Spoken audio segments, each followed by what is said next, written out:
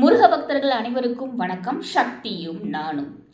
நம்முடைய வாழ்க்கையில் என்ன பிரச்சனை நடந்தாலும் சரி, எந்த ஒரு நன்மை நடந்தாலும் சரி, நன்மை நடந்துச்சுன்னா அவரோட தலையெழுத்து ரொம்ப நல்லா இருக்கு அப்படின்னு சொல்லிடுவாங்க. பிரச்சனைகளே இருந்துச்சு, கஷ்டம் மட்டுமே கிடைக்குது அப்படிங்கிற பட்சத்தில் தலையெழுத்தே சரியில்லை அப்படின்னு சொல்லுவாங்க. நம்ம எல்லோருமே கேள்விப்படுற ஒரு வாக்கியம்தான் அது, இல்லைங்களா? அப்படி நம்முடைய பிரச்சனைகளுக்கு காரணமாக இருக்குன்னு நாம் நினைக்கிற இந்த தலையெழுத்தையே, நம்முடைய தலையெழுத்தையே மாற்றக்கூடிய சக்தி வாய்ந்த ஐயன் முருகனுடைய துதி ஒன்று இருக்குன்னு சொன்னால் நீங்கள் நம்புவீங்களா? ஆமாங்க, இன்று நான் உங்களுக்கு கொண்டு வந்திருக்க பதிவு அதுதான். மிகவும் சக்தி வாய்ந்த பாடல் இது. இந்த பாடலை நாம் பாராயணம் செய்யும் பொழுது என்ன பலன் கிடைக்குது, எப்படி பாராயணம் செய்யணும், அவ்வளவு சக்தி வாய்ந்ததுன்னு சொல்கிற அளவுக்கு என்ன இருக்குது அப்படிங்கிறத பற்றி தான் இந்த பதிவில் பார்க்க போகிறோம். நம்ம சேனல் இது வரைக்கும் சப்ஸ்கிரைப் பண்ணவங்க அனைவருக்குமே நன்றி. சப்ஸ்கிரைப் பண்ணாதவங்க சப்ஸ்கிரைப் பண்ணிக்கோங்க. கண்டிப்பாக நல்ல நல்ல பயனுள்ள பதிவுகள் நம் சேனலில் வரும், உங்களை தேடி என் மூலமாக. சரி, வாங்க பதிவுக்குள்ளே போகலாம். சாதாரணமாகவே நாம் முருகப்பெருமானின் அருளை பெறுவதற்காகவும் நம் பாவங்கள் அனைத்தும் நீங்கி நன்மைகளை பெறுவதற்காகவும் பல பிரச்சனைகளில் இருந்து விடுபடுவதற்காகவும் நாம் ஐயன் முருகனை வழிபடுவதற்காக பாராயணம் செய்கிற முதன்மையான துதி என்ன அப்படின்னு பார்த்தீங்கன்னா கந்த சஷ்டி கவசம், இல்லைங்களா? இந்த கந்த சஷ்டி கவசத்தை தவிர்த்து நிறைய பாடல்கள் இருக்குது. கந்தர் அனுபூதி இருக்குது, கந்தர் அலங்காரம் இருக்குது. இந்த மாதிரி இப்போ சமீப காலமாக பார்த்தோம் அப்படின்னா இந்த வேல்மாறல் மந்திரத்துடைய மகிமையும் நிறைய பேருக்கு தெரிஞ்சிருக்கு. நான் வேல்மாறல் நான் பாராயணம் செய்ய ஆரம்பிக்கும் போதெல்லாம் இந்த அளவுக்கு புரிதல் நிறைய பேருக்கு இல்லை நான் நினைக்கிறேன். என் கூட இருக்கவங்களுக்கே வேல்மாறல்னா என்ன அப்படிங்கிறது தெரியாது, அந்த நிலைமையில தான் இருந்தாங்க. முதன்மையாக அனைவருக்குமே தெரிஞ்சதா இருந்தது இந்த கந்தசஷ்டி கவசம். ஆனால் இந்த காலகட்டத்தில் மிகவும் மகிழ்ச்சியாக இருக்குது. நிறைய பேருக்கு இந்த வேல்மாறலுடைய மகிமை என்ன, அது செய்யும் அற்புதங்கள் என்னங்கிறது நிறைய பேருக்கு தெரிஞ்சிருக்கு. நிறைய பேர் அதை பாராயணம் பண்ணுறாங்க அப்படிங்கிறதுல மிகவும் மகிழ்ச்சி. சரி, இவ்வளவு சொல்கிற, நீ சொல்ல வந்ததை சொல்லுமா அப்படின்னு சொல்கிறீங்களா? ஆமாங்க, நாம் பிரச்சனையை நினைக்கிற நம்முடைய தலையெழுத்தையே கூட மாற்றக்கூடிய அளவிற்கு சக்தி வாய்ந்த ஒரு துதி இருக்குது. அப்படின்னா அது என்ன அப்படின்னு பார்த்தீங்கன்னா குமாரஸ்தவம். இந்த குமாரஸ்தவம் அப்படிங்கிற பதிகம் மிகவும் சக்தி வாய்ந்த பதிகம். நம் தலையெழுத்தையே மாற்றக்கூடிய பதிகம். எப்படி மாற்றும்? நல்ல விதத்தில் மாற்றும். நம் முன்னேற்றத்திற்கு வழிவகுக்கும் அளவிற்கு நல்ல நல்ல செயல்களை புரியக்கூடியதாக இருக்கும் இந்த குமாரஸ்தவம். அதிகமான முருகன் கோவில்களில் கண்டிப்பாக இந்த குமாரஸ்தவம் கல்வெட்டில் பொறிக்கப்பட்டு இருக்கும். நீங்கள் பார்க்கலாம், நீங்கள் முருகன் கோவிலுக்கு போகும்போது இருக்கிறத பார்க்கலாம். ஆனால் நிறைய பேர் என்ன பண்ணுவாங்க அப்படின்னு பார்த்தீங்கன்னா அதை கவனிச்சிருக்க மாட்டாங்க. நிறைய பேர் இந்த கல்வெட்டுகளில் என்ன இருக்குது அப்படிங்கிறத கவனிக்கிற அளவுக்கு அவங்களுக்கு நேரம் இருக்காது. சில பேர் என்ன பண்ணுவாங்க அப்படின்னு பார்த்தீங்கன்னா வேல் வரைஞ்சிருக்கே, ஓம்னு ஆரம்பிச்சிருக்கேன் அப்படின்னு சொல்லிட்டு சரி இது ஏதோ முருகருக்குரிய ஏதோ மந்திரம் போல இருக்கு அப்படின்னு விட்டுட்டு போயிடுவாங்க. சில பேர் இருந்து நின்று அது என்னன்னு கூட தெரியாமல் வாசிக்கிறவங்களும் இருக்காங்க. சிலருக்கு இதை பற்றிய புரிதல் நல்லாவே இருக்கும். இந்த குமாரஸ்தவம் பற்றிய புரிதல் இருக்க உங்கள் அனைவருக்கும் என்னுடைய வாழ்த்துக்கள், மிகவும் மகிழ்ச்சி. ஆனால் இதை பற்றி என்னன்னே தெரியல அப்படின்னு இருப்பீங்க இல்லையா? உங்களுக்காக தான் இந்த பதிவுங்க. மிகவும் சக்தி வாய்ந்த பதிகங்களில் இதுவும் ஒன்று. இதுதான் சக்தி வாய்ந்தது நான் சொல்ல மாட்டேன். சக்தி வாய்ந்த பதிகங்களில் இது முதன்மையாக இருக்குது. குமாரஸ்தவம் கண்டிப்பாக முருகர் கோவிலில் அவருக்கு கண்டிப்பான முறையில் அபிஷேகம் செய்யும் பொழுதோ அல்லது ஆராதனை செய்யும் பொழுதோ ஒலிக்கப்படுகிறது. கண்டிப்பாக இதை நம்முடைய நாவால் உச்சரிக்கிறோம் அப்படின்னா நம்மை சுற்றி உருவாக்குகிற அந்த சக்தியானது மிகவும் அற்புதமாக இருக்கும். அதை நம்மால் உணர முடியும். அதுதான் இதில் இருக்கிற ஒரு சிறப்பான விஷயம். நான் பல வருஷமாக இந்த குமாரஸ்தவம் பதிகத்தை பாராயணம் செஞ்சுட்டு இருக்கேன். ஆனால் இன்னைக்கு எனக்கு என்னவோ இதை உங்களுக்கு கொடுத்தால் என்ன அப்படின்னு தோணுச்சு. அதனால் இப்போ நான் எப்பயுமே சொல்லுவேன் இல்லையா, உங்களுக்காக நான் கொண்டு வந்திருக்க பதிவு என்னென்னா அப்படின்னு இன்னைக்கு நான் சொல்லக்கூடாது. நான் சொல்லணும் அப்படின்னா, இன்று உங்களுக்காக ஐயன் கொடுத்திருக்க பதிவு என்ன அப்படின்னா அப்படிதாங்க நான் ஆரம்பிக்கணும். ஏன்னா எனக்கு ஐயனுக்கு நான் பூஜை செய்யும் பொழுது எனக்கு ஐயனே சொன்ன மாதிரி தான் இருந்துச்சு, இதை சொல்லு அப்படின்னு சொல்லிட்டு. அதனால தான் இன்னைக்கு உங்களுக்கு இந்த பதிவை கொண்டு வந்திருக்கேன். சரி, இப்போ இந்த பதிகத்தை எப்படி பாராயணம் செய்கிறது, அதனுடைய பலன் என்ன, அந்த பதிகம் என்ன? முதல்ல பதிகத்தை பார்த்துருவோமா? வாங்க. ஓம் ஷண்முகபதையே நமோ நம. ஓம் ஷண்மதபதையே நமோ நம. ஓம் ஷட்க்ரீவபதையே நமோ நம. ஓம் ஷட்க்ரீடபதையே நமோ நம. ஓம் ஷட்கோணபதையே நமோ நம. ஓம் ஷட்கோசபதையே நமோ நம. ஓம் நவநிதிபதையே நமோ நம. ஓம் சுபநிதிபதையே நமோ நம. ஓம் நரபதிபதையே நமோ நம. ஓம் சுரபதிபதையே நமோ நம. ஓம் நடசிவபதையே நமோ நம. ஓம் ஷடசரபதையே நமோ நம. ஓம் கவிராஜபதையே நமோ நம. ஓம் தபராஜபதையே நமோ நம. ஓம் இகபரபதையே நமோ நம. ஓம் புகழ்முனிபதையே நமோ நம. ஓம் ஜய ஜயபதையே நமோ நம. ஓம் நயநயபதையே நமோ நம. ஓம் மஞ்சுளபதையே நமோ நம. ஓம் குஞ்சரிபதையே நமோ நம. ஓம் வள்ளிபதையே நமோ நம. ஓம் மல்லபதையே நமோ நம. ஓம் அஸ்திரபதியே நமோ நம. ஓம் சஸ்திரபதையே நமோ நம. ஓம் ஷஷ்டிபதையே நமோ நம. ஓம் இஷ்டிபதையே நமோ நம. ஓம் அபேதபதையே நமோ நம. ஓம் சுபோதபதையே நமோ நம. ஓம் யூஹபதையே நமோ நம.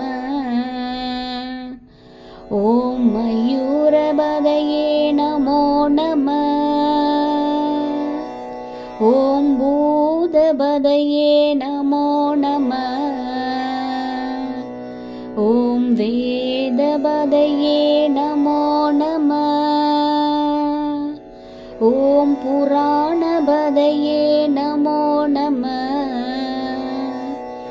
ஓம் பிராணபதையே நமோ நம.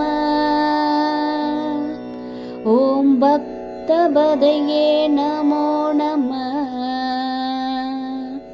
ஓம் முக்தபதையே நமோ நம. ஓம் அகாரபதையே நமோ நம. ஓம் உகாரபதையே நமோ நம. ஓம் மகாரபதையே நமோ நம. ஓம் விகாசபதையே நமோ நம. ஓம் ஆதிபதையே நமோ நம. ஓம் பூதிபதையே நமோ நம. ஓம் அமாரபதையே நமோ நம. ஓம் குமாரபதையே நமோ நம. ஓம் ஸ்ரீ குமார குருப்யோ நமோ நமஹ. திருச்சிற்றம்பலம். குமாரஸ்தவம் என்கின்ற இந்த சக்தி வாய்ந்த துதியானது பாமன் சுவாமிகளால் அருளப்பட்ட துதி. மக்கள் பலராலும் பலமுறை பாராயணம் செய்யப்பட்டாலும் கூட இதனுடைய மகிமை அவர்களுக்கு தெரியுமா அப்படிங்கிறது சந்தேகம்தாங்க. இதுல மொத்தம் 44 வரிகள் இருக்கு. மிகவும் சக்தி வாய்ந்த இந்த குமாரஸ்தவமானது கந்த புராணத்துடைய சுருக்கம் அப்படின்னு சொல்லப்படுதுங்க. இந்த குமாரஸ்தவ பாடலானது ஐயன் முருகனே தலைவன் என போற்றி ஐயன் முருகனின் அருளை பெறுவதற்காக பாடப்படும் பாடலாகும். பதிகங்களை பாராயணம் செய்யும் பொழுது வாழ்க்கையே மாறும் அப்படின்னு சொல்லுவாங்க இல்லையா? அதுல மிகவும் சக்தி வாய்ந்த ஒரு பதிகமாக இருக்கிறது இந்த குமாரஸ்தவங்க. இது உங்களுடைய வாழ்க்கையே மாற்றும் அப்படிங்கிறதுக்கு பதிலாக எப்படி சொல்லலாம்னா உங்களுடைய தலையெழுத்தையே மாற்ற வல்லது அப்படின்னு சொல்லலாம். ஏன்னா அந்த அளவுக்கு மிகவும் சக்தி வாய்ந்த ஒரு பதிகம் தான் இந்த குமாரஸ்தவ பதிகம். அவ்வளவு சக்தி வாய்ந்த இந்த பதிகத்தை எல்லோராலும் பாராயணம் செய்ய முடியுமா அப்படின்னு கேட்டிங்கன்னா அது கேள்விக்குறி, சந்தேகம். ஏன் அப்படின்னு பார்த்தீங்கன்னா இந்த குமாரஸ்தவ பதிகத்தை பாராயணம் செய்யறதுக்குன்னு ஒரு சில வழிமுறைகள் இருக்குங்க. சில விஷயங்களை நாம் கண்டிப்பாக பின்பற்றியே ஆக வேண்டும் இந்த குமாரஸ்தவ பாடலை நாம் பாராயணம் செய்யும் பொழுது. சரிங்களா? அது என்ன அப்படிங்கிறத பார்க்கலாம். கண்டிப்பாக அந்த வகையில் அந்த வழிமுறைகளை நீங்கள் பின்பற்றி இந்த குமாரஸ்தவ பாடலை நீங்கள் பாராயணம் செய்கிறீங்க அப்படிங்கிற பட்சத்தில் நான் சொன்ன மாதிரி கண்டிப்பாக உங்களுடைய தலையெழுத்தையே மாற்ற வல்லதா அமையும் இந்த பதிகம். உங்களுடைய தேவை எதுவாக இருந்தாலும் சரி, அது அரசு வேலையாக இருக்கட்டும், குழந்தை பேராக இருக்கட்டும், நிரந்தரமான வேலையாக இருக்கட்டும், நீங்கள் செல்வ செழிப்போட வாழணும் அப்படிங்கிறதா இருக்கட்டும், எதுவாக வேணும்னாலும் இருக்கட்டும், பேர் புகழ் எது கிடைக்கணும் அப்படின்னு நீங்கள் நினைக்கிறதா இருந்தாலும், உங்களுடைய தேவை எதுவாக இருந்தாலும் நீங்கள் வாயை திறந்து கூட கேட்கவே வேண்டாங்க. இந்த குமாரஸ்தவ பாடலை நீங்கள் பாராயணம் செய்யும் பொழுது உங்களுடைய தலையெழுத்தானது உங்களின் தேவைக்கு ஏற்றபடியே மாற்றப்பட்டு அது உங்களுடைய கையில் சேரும். இந்த குமாரஸ்தவ பாடலை பாராயணம் செய்யறதுக்கு என்னென்ன விஷயங்களை நாம் பின்பற்றணும் அப்படின்னு பார்க்கலாமா? நீங்க ஏற்கனவே இந்த குமாரஸ்தவ பதிகத்தை பாராயணம் செய்றீங்க அப்படின்னா இது உங்களுக்கு அல்ல. யார் இனிமே நான் பாராயணம் செய்ய போகிறேன் அப்படின்னு நினைக்கிறீங்களோ அவங்களுக்காக நான் சொல்கிறேன். நீங்கள் முதல்ல பாராயணம் செய்ய ஆரம்பிக்க போகிறீங்கன்னா ஆரம்பிக்கும் பொழுது முருகருடைய கோவிலையோ அல்லது சிவபெருமானுடைய கோவில் எங்கே வேணால் இந்த இருவருடைய கோவிலில் எந்த கோவிலில் வேணும்னாலும் நீங்கள் போய் முதல்ல ஆரம்பிக்கலாம். இந்த இருவரின் கோவிலில் சென்று அவங்க முன்னாடி நின்று பாராயணம் செய்யுங்க. கோவிலில் பாராயணம் செய்து முடித்ததற்கு அப்புறமா உங்களுடைய பூஜை அறையில் நீங்க முதல் நாள் 8 முறை பாராயணம் செய்யணுங்க. அதுக்கு அடுத்த நாள்ல இருந்து ஒரு முறை செஞ்சாலே போதும். இந்த குமாரஸ்தவ பாடலை நீங்க பாராயணம் செய்யும் பொழுது உங்களுக்கு சக்தி வாய்ந்ததா இது அமையணும், உங்களுடைய வேண்டுதல் நல்லபடியா விரைவா முடிக்கணும் அப்படிங்கிற பட்சத்துல நான் ஒரு விஷயம் சொல்றேன். அதை செஞ்சு நீங்க பாராயணம் செய்யும் பொழுது அதுல என்ன நடக்குங்கிறதையும் நான் சொல்றேன். அதாவது 2 அகல் விளக்கு உங்களால் முடியும்னா நீங்க எந்த விளக்கு வேணா வாங்கிக்கலாம். முடியாதுங்கிற பட்சத்தில் அகல் விளக்கு போதுங்க. அந்த அகல் விளக்குல 5 எண்ணெய் சேர்த்து அது கூட பஞ்சுத்திரி, உங்களால் முடியும்னா தாமரை தண்டு திரியை மட்டும் கூட பயன்படுத்தலாம். இல்லை முடியாதுங்கிற பட்சத்தில் பஞ்சுத்திரியில தாமரை தண்டு திரியை பிரித்து ஒன்று சேர்த்து இணைச்சி நீங்கள் தீபம் போடலாங்க. இந்த 2 தீபத்தை உங்களுடைய பூஜை அறையில் உங்களுடைய முருகப்பெருமானுடைய சிலை இருந்தாலோ வேல் இருந்தாலோ அதன் முன்னால் வைத்து நீங்கள் தீபத்தை ஏற்றி இந்த பதிகத்தை பாராயணம் செய்யும் பொழுது அந்த தீபத்தில் ஐயன் எழுந்தருள்வார் அப்படிங்கிறதுல எந்த சந்தேகமும் இல்லை. நீங்கள் பாராயணம் செய்யும் பொழுது தீபமானது அவ்வளவு அழகாக பிரகாசமாக நின்று எரியும். நீங்கள் அதை பார்க்கலாம். சாதாரணமாக எரியறதை விடவும் நீங்கள் பாராயணம் செய்யும் பொழுது அந்த தீபத்தில் இருக்கிற மாற்றத்தை உங்களால் உணர முடியும் கண்டிப்பாக. இதை தவிர்த்து உங்களிடம் வேல் இருக்குங்கிற பட்சத்தில் தினமும் கூட வேலுக்கு அபிஷேகம் செய்யலாம். தினமும் செய்ய முடியாதுன்னா பிரச்சனையே இல்லை. தினமும் கழுவிட்டு மஞ்சள் குங்குமம் வச்சு நீங்கள் அந்த வேலே ஐயனை நினைச்சு இந்த பதிகத்தை பாராயணம் செய்யலாம். மிகவும் சக்தி வாய்ந்த பதிகம். இந்த முறையில் நீங்கள் பின்பற்றும் பொழுது உங்களுடைய தேவைகள் அனைத்துமே கண்டிப்பாக நிறைவேறும். இப்போ நீங்கள் ஒரு வரிசைப்படுத்துங்க, என்னெல்லாம் நடக்கும் அப்படின்னு கேட்டிங்கன்னா, வரிசைப்படுத்தணும் அப்படின்னா உங்களுடைய வேண்டுதல் நிறைவேறும், உங்களுடைய உடல்நிலை சரியாகும், சீராகும். இல்லை யாருக்காவது உடல்நிலை சரியாகும் நீங்கள் கேட்டிங்கன்னா அதுவும் நடக்கும். செல்வ செழிப்போடு நீங்கள் வாழ்வீங்க. கேட்ட பொருள் கேட்ட நேரத்தில் உங்களுக்கு கிடைக்கும். இதை தவிர்த்து நல்ல பெயர் கிடைக்கும். நல்ல பெயர் மட்டும் இல்லைங்க, பேர் புகழ் அனைத்துமே உங்களுக்கு கிடைக்கும். அரசு வேலைக்கு நீங்கள் ட்ரை பண்ணுறீங்களா, கண்டிப்பாக கிடைக்கும். மேல் படிப்புக்கு நீங்கள் முயற்சிக்கிறீங்களா, அதுவும் கிடைக்கும். உங்களுடைய வேண்டுதல் எதுவாக இருந்தாலும் ஐயன் அள்ளி அள்ளி தருவார் இது மாதிரி செய்யும் பொழுது. இது இன்னும் ஒரு படி மேலே சக்தியாக இருக்கணும்னா பிரம்ம முகூர்த்தத்தில் செஞ்சு பாருங்கள், இன்னும் பலன் அதீதமாக இருக்கும்.